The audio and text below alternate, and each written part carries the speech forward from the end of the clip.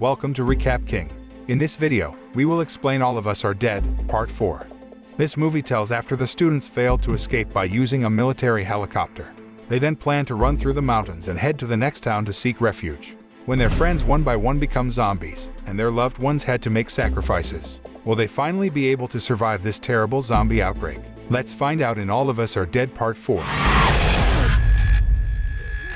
All of Us Are Dead Part 4 begins by showing Dae-soo who beats Chong-san's mother, because he did not know that the zombie in front of them was Chong-san's mother.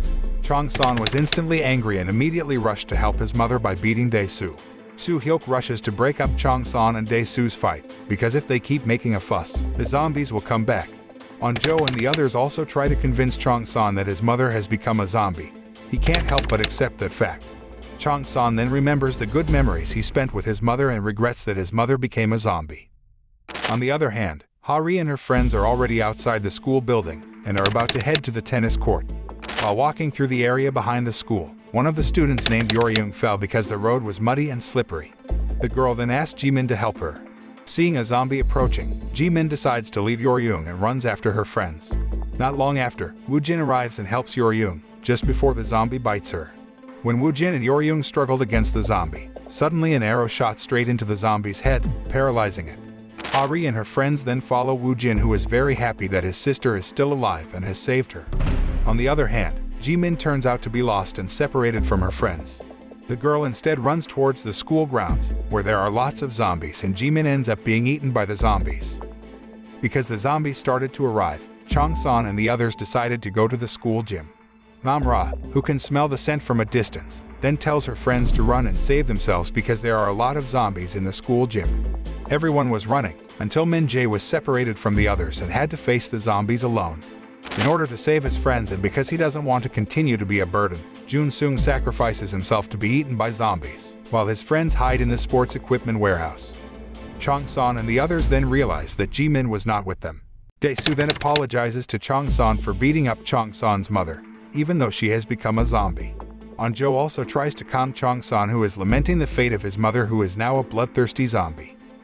Meanwhile, at the military camp, Son-moo is watching the video footage of Mr. Lee, stated that the Jonas virus continued to develop on its own, making it impossible to find a cure.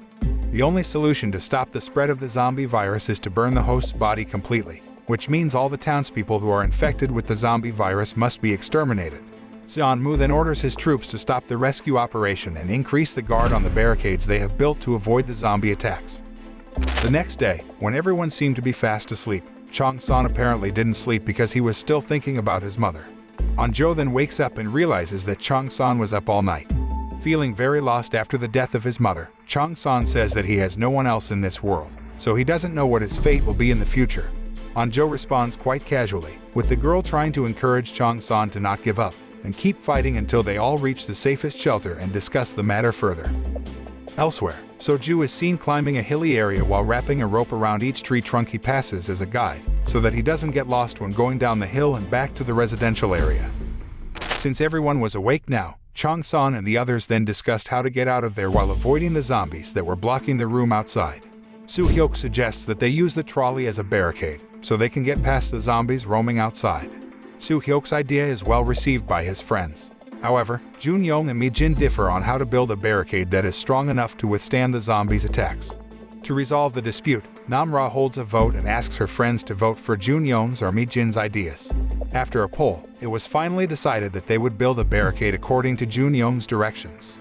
Because Mi-jin seems annoyed that she lost the vote, Jun-young then says that he will take responsibility if his method doesn't work. While preparing things to carry out their plan, Chong-san found a bar of chocolate. Because they haven't eaten anything since the zombie outbreak, they eat the chocolate by biting it alternately. But when it was Dae-soo's turn, the young man actually devoured the chocolate, even though Jun-young had not yet gotten his share. As a result, everyone scolds Dae-soo for not thinking about Jun-young. Chong-san and his friends then carried out their plan, but because of the large number of zombies, they had difficulty moving the barricades to get past the zombies and rushed to the exit. Realizing that his plan is not going well, Jun-young then takes the initiative to climb the barricade and fight the zombies by sacrificing himself, so that his friends can reach the exit safely. On the other hand, So-ju made it through the hilly area and is now heading to an empty building not far from Yasan High. After battling several zombies in the building, Ju finally arrives at Yasan High School and meets Anjo when the man manages to open the school gym's exit, where Anjo and her friends are trying to save themselves from the zombie attacks. Anjo really doesn't expect to meet her father at such a tense time. The father and daughter hugged each other to let go of their longing. After that, they rushed away from there, following Ju's directions. On the other hand, Gwynam, who has fully recovered, tracks down Chong-san's whereabouts again for revenge. Gwynam meets Min-jae, who is picking up a supply of arrows, and asks him about Chong-san because Gwynam smells Chong-san's scent on Min-jae's body. But Min-jae says that he doesn't know Chong-san. Gwynam is angry and then attacks Min-jae. Before fully turning into a zombie, Min-jae tries to shoot Gwynam in the head, but unfortunately he misses. When they want to escape to the hills and head to the city border, Ju and the students are again hunted by a swarm of bloodthirsty zombies, so they are trapped on the tennis court. Ju tries to distract the zombies by throwing flares, but it can't hold the zombies any longer. So Ju asks Anjo and her friends to save themselves immediately, while Ju will sacrifice himself to be eaten by the zombies in order to save the lives of his daughter and others. Seeing the sacrifices made by her father, Anjo was devastated, but she had to rush off with her friends to a safer place. Arriving at the empty building, Anjo and her friends still have to fight against the zombie attacks that are there, until they finally manage to hide on the side of the window of the building being renovated. Anjo still looks so sad and frustrated at her father's sacrifice. Chong-san then hugged the girl tightly, trying to calm her down. Just like Anjo when the girl cheered Chong-san after seeing the condition of Chong-san's mother, who had turned into a zombie. Chong-san is now also encouraging Anjo with the same sentence, where they will now strengthen and encourage each other, and think about the next step if the situation is completely safe from the zombie outbreak attack. Meanwhile, at the military camp, Yoon-ji manages to free herself and is now able to move freely in the room where she was confined. In an experiment, Seon-moo and his men finally find out that Yoon-ji and other zombies are very sensitive to noise, which raises an idea in Seon-moo's mind to stop the zombie outbreak from spreading in Yasan City. They will use noise to lure the zombies somewhere, and after that the zombies will be annihilated with a missile bomb with a large explosive power enough to destroy them all. While hiding with her friends, Namra's zombie instincts reappear, where the girl feels hungry and thirsty for blood so that she almost bites the neck of Soo-hyuk, who is next to her. But then, Namra, who is still controlling her consciousness as a human, then bites her own hand so she doesn't hurt Soo-hyuk or the rest of her friends. Soo-hyuk, who knows Namra's suffering, then hugs the girl and asks Namra to just bite him, instead of Namra being tormented by hunger. After calming down a bit, Namra then tells her friends that she heard the sound of helicopters as well as the conversation of the soldiers who were planning to blow up several places in Yasan City to destroy the zombies. Anjo and the others are shocked to hear this. They also plan to immediately leave and look for a safer hiding place because their current location was quite close to Yasan High School, which would be the point of explosion. Not yet had time to leave, Gwynam suddenly appeared and attacked Chong-san, then bit the young man so that Chong-san turned into a zombie. After Gwynam was successfully dropped from a height for the umpteenth time, Chong-san then asked his friends to get out of there immediately, because he will turn into a zombie. Chong-san tries to attract the attention of the zombies so that his friends can save themselves from there. Meanwhile, the military forces are preparing a detonation plan by hurting the zombies using loudspeakers mounted on drones that are deployed to certain points. The swarms of zombies began to follow the sound of the drone.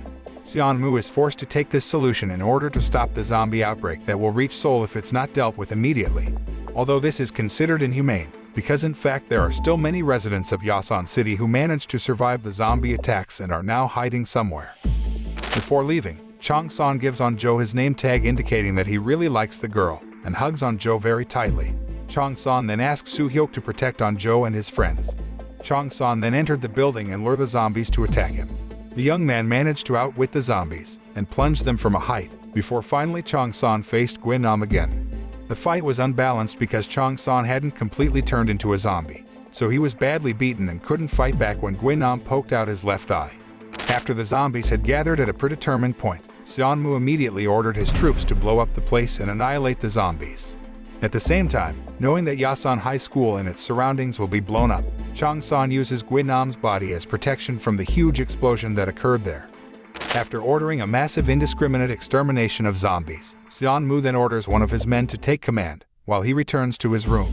In his room, Seon-moo makes a video recording of himself saying that he is the one responsible for the massive extermination he was forced to carry out to stop the zombie plague from spreading to other cities. Even though he knows that there are still many survivors, Seon-moo still carries out his plan.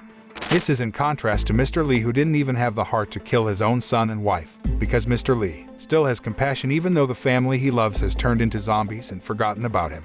Seonmu then apologizes profusely to his family and to all Yasan City residents for his actions that have cost the lives of many people. After that, Seonmu decided to kill himself by shooting his head. Seeing the dust left from the explosion flying in the air, the survivors who are in quarantine realize the cruel actions taken by Seonmu to stop the zombie outbreak by costing the lives of thousands of people who don't turn into zombies out there. Luckily, Anjo and her friends manage to escape in time and avoid the explosion that engulfs their school, wiping out their zombie friends. During the escape, Dae-soo sustains an injury to his leg, so they decide to postpone the trip to the border and rest until morning. The next morning, Anjo plans to return to the empty building to find out where Chang-san is. Accompanied by Soo-hyuk and Nam-ra, Anjo rushes over there, while the rest of her friends wait and rest. When they got there, Nam-ra said that she didn't smell the scent of Chang-san's body or the other zombies, indicating that Chang-san's body might have been burned to the ground. Anjo can't hold back the tears and pain she feels.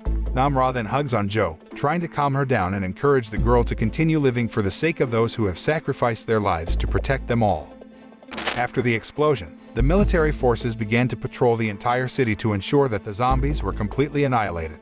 They then put leaflets in various places to indicate that the place is safe from zombies, or is still very dangerous and must be avoided as much as possible, because there are still some zombies who managed to survive the devastating explosion. Returning to Anjo and friends who continued their journey towards the border, Woo-jin realized that they had been lost all along. Ha-ri then finds a ribbon on some tree branches and Anjo immediately notices that the ribbon was intentionally tied by her father as a guide. Anjo also finds her father's flashlight that fell there. Elsewhere, one of the National Intelligence Service agents who investigated the zombie outbreak in Yasan City then went to evacuate Mr. Lee's son and wife. Surprisingly, they did not immediately kill the two zombies and instead moved them to a place. After following directions from her father, Anjo and her friends managed to arrive at a residential area near the border. The area is still covered in dust and shrouded in thick smoke, but Anjo and the others find no zombie bodies. Nam-ra then tells her friends that a swarm of zombies is approaching them. They rush to escape. Thinking that he was just a burden because he was injured, Dae-soo then asked his friends to leave him. But Soo-hyuk and the others insist that they will never leave anyone and will protect each other. Soo-hyuk and the others then take various objects around them that can be used as weapons and work together to face the zombies. In the attack, Woo-jin sacrificed himself to save his sister's life. Ha-ri is devastated that her younger brother is now a zombie. Since she was unable to kill her own brother, Nam-ra finally killed Woo-jin with one fatal blow. While continuing their journey to the border, Nam-ra is again seized with the desire to eat human flesh. Not wanting to hurt her friends, Nam-ra decides to sneak away from her friends. However, Soo-hyuk and Anjo notice Nam-ra's departure, so they both decide to find Nam-ra first. The two then find Nam-ra, who is eating the flesh of the zombies. With her zombie instincts still taking over her body, Nam-ra immediately attacks Anjo, trying to bite her. Soo-hyuk can't bear to hit Nam-ra until Nam-ra finally wakes up after Anjo says that they are friends. Nam-ra, realizing that she was starting to lose control and almost hurt Anjo, immediately rushes away from there as far as possible because now she's starting to have a hard time controlling the zombie instincts that are trying to completely control her body. Unable to find Nam-ra's whereabouts, Soo-hyuk and the others continued their journey. When they arrived at the border, the military troops who were guarding there immediately pointed weapons at them. After that, Anjo and her friends are taken to the military camp to be quarantined for a while being interrogated about what happened because they are from Yasan High School where the zombie outbreak began. 3.5 months later, the residents of Yasan City who were in the quarantine center were asked to stay there because the Disease Prevention and Control Task Force had not yet been able to recognize the criteria for the Jonas virus, which causes people to turn into zombies. Especially after knowing that people who appear normal can also be infected with the virus, as happened to Yoon-ji. However, donations and aid continued to flow from all over the country for the residents of Yasan City who had to stay in the quarantine center, because the central government had not been able to end the quarantine period for the residents of Yasan City due to the zombie outbreak. In the evening, Anjo is seen climbing the wall of the quarantine center, then walking towards a nearby hill, where Anjo apparently has been writing her feelings on a ribbon she tied to a tree branch, and also put some snacks nearby. In the message, Anjo writes about her longing for her friend, Isak, and her wish for Nam-ra to be back with them, as well as her feelings for Chang-san.